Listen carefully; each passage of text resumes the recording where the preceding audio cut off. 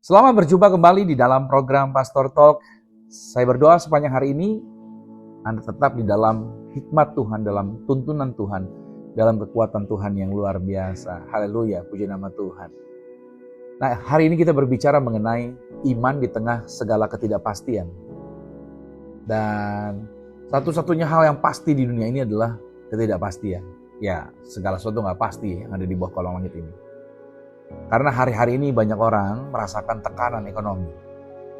Dari harga yang naik, lalu kebutuhan-kebutuhan yang bertambah, menjadikan masa depan terasa tidak pasti. Nah, banyak hati manusia mulai dipenuhi dengan kekhawatiran dan timbul pertanyaan, apakah cukup? Atau bagaimanakah besok? Lalu apa yang akan terjadi dengan keluarga saya dan lain sebagainya? Itulah pertanyaan-pertanyaan karena kekhawatiran. Nah, tetapi firman Tuhan selalu relevan. Tuhan tidak pernah kaget dengan musim-musim yang sulit. Bahkan justru di masa seperti inilah iman kita sedang dibentuk. Hari ini kita belajar bagaimana orang percaya hidup ketika keadaan ekonomi tidak stabil. Yang pertama, Tuhan adalah Tuhan yang tetap sumber kita, bukan sistem dunia sumber kita. Firman Tuhan berkata di dalam Filipi 4 ayat 19, Allahku akan memenuhi segala keperluanmu menurut kekayaan dan kemuliaannya dalam Kristus Yesus. Ini ada lagunya.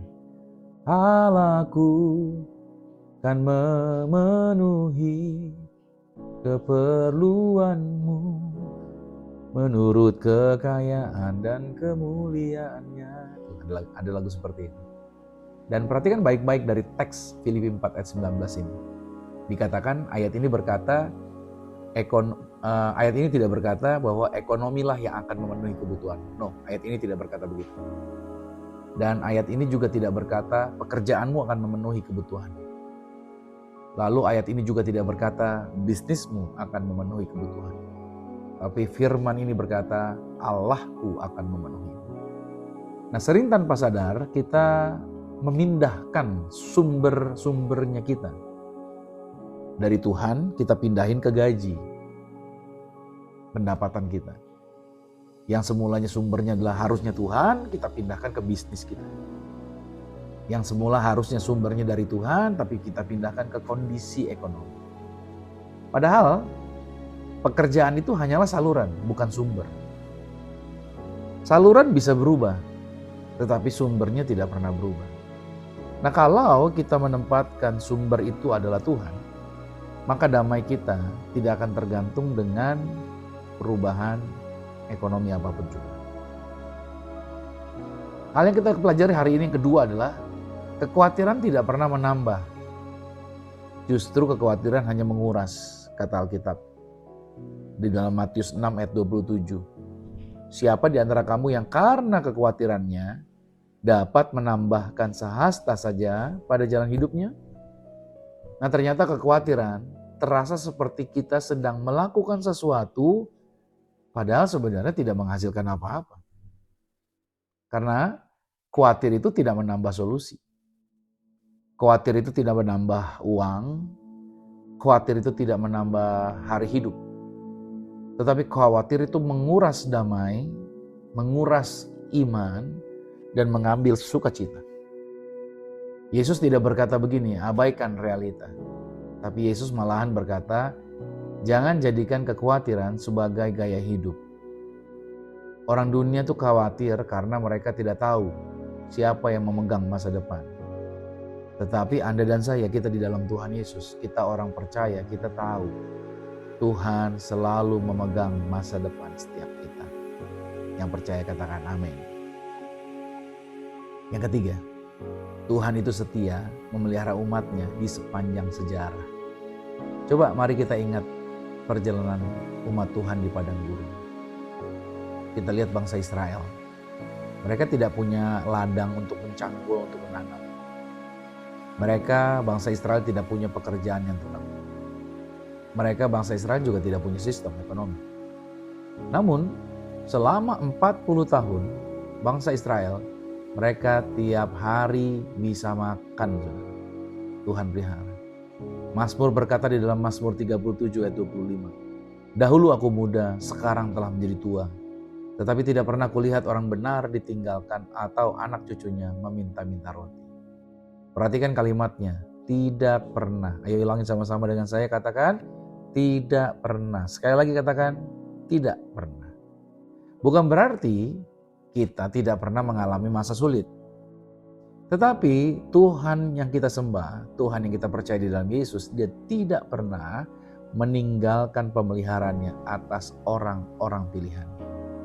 Nah saudara, jika Tuhan memelihara umatnya di padang gurun tanpa sistem ekonomi, maka Tuhan pasti mampu memelihara kita di tengah sistem ekonomi dunia yang ada hari ini. Yang keempat, ini menarik. Musim sulit adalah musim pembentukan iman. Kadang kita bertanya, Tuhan, kenapa musim ini sulit? Musim sulit ini terjadi, Tuhan. Kenapa musim sulit ini terjadi? Nah jawabannya, karena iman itu tidak dibangun di musim yang nyaman. Saya ulangi lagi. Kenapa musim sulit terjadi? Karena iman tidak dibangun di musim yang nyaman. Iman dibangun ketika kita tetap memberi saat terbatas. Iman dibangun ketika kita tetap percaya saat belum melihat. Iman dibangun ketika kita tetap bersyukur saat keadaan belum berubah.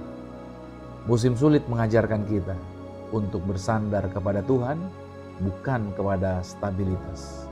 Musim sulit mengajarkan kita percaya pada janji Tuhan, bukan pada prediksi ekonomi. Ekonomi dunia naik turun, tetapi iman membuat kita tetap berdiri di hadapan Tuhan dan di dunia ini. Yang kelima, sikap orang percaya sekarang di masa ekonomi sulit. Maka apa yang harus kita lakukan secara praktis di tengah situasi ekonomi yang sulit? Yang pertama adalah tetap percaya pemeliharaan Tuhan. Ini dia. Bukan optimisme kosong, tetapi iman terus-menerus kepada janji Tuhan. Itu yang disebut dengan tetap percaya akan pemeliharaan Tuhan. Lalu sikap orang percaya di masa ekonomi sulit yang kedua adalah caranya tetap hidup dalam ucapan syukur. Syukur itu menjaga hati kita dari ketakutan. Ketika kita bersyukur, kita berkata, Tuhan, sampai hari ini Tuhan masih bekerja atas kehidupan kami. Nah itu dia. Ini sikap yang kedua, tetap hidup dalam ucapan syukur. Sikap yang ketiga, tetap setia dan rajin. Masa sulit itu bukan alasan untuk jadi pasif gitu loh. Karena Tuhan itu memberkati pekerjaan tangan bagi orang-orang yang setia. Jadi kesulitan itu bukan berarti kita stuck atau stop. Tapi tetap kerjakan saja. Kerjakan apa yang memang bagian yang sudah Tuhan percayakan. Lalu sikap orang percaya di masa sulit yang keempat adalah tetaplah murah hati. Nah ini sering terasa berlawanan dengan logika dunia. Dunia kan berkata begini, hold dulu lah, tahan dulu lah. Tapi kerajaan Allah berkata, percaya. Gitu. Lihat Mother Teresa. Masa sulit tidak membuat dia pelit. Tapi dia tetap murah hati. Makanya Tuhan tetap menyertai dia dalam segala kesulitan yang dia hadapi. Dan ini bagian yang terakhir yang saya mau bagikan, yaitu damai sejahtera adalah warisan bagi anak-anak Tuhan. Dalam Filipi 4 ayat 6-7, di sana dikatakan, janganlah hendaknya kamu khawatir tentang apapun juga. Lalu ayat ini juga mengatakan, maka damai sejahtera Allah akan memelihara hatimu. Saya mau ajak untuk kita melihat, perhatikan bahwa Tuhan itu tidak selalu langsung mengubah situasinya. Kita punya masalah, kita punya tantangan, kita punya pergumulan. Tapi Tuhan gak langsung, straight to the point, langsung ke masalahnya. Pergumulan kita yang dia rubah. Tapi Tuhan selalu beri damai dulu di dalam diri kita. Nah, damai Tuhan itu bukanlah hasil dari situasi aman. Terbalik buat orang dunia, aman dulu jadi damai. Bukan. Damai itu bukanlah hasil situasi aman. Tapi damai Tuhan adalah bukti bahwa Tuhan itu hadir dalam kehidupan seseorang. Dan ketika damai memimpin hati kita, maka keputusan kita menjadi bijaksana. Maka iman kita tetap kuat dan harapan kita tidak padam. Nah, berarti ini menjadi pokok pikiran kita yang kuat. Masa depan kita berarti aman di tangan Tuhan. Dunia mungkin berkata begini, masa depan menakutkan bro, tapi firman Tuhan berkata, Masa depan ada di tangan Tuhan.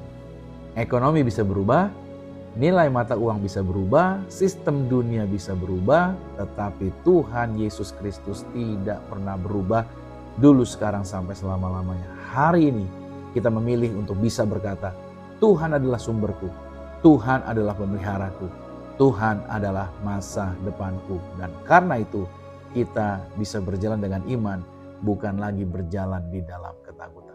Selamat beraktivitas. God bless you.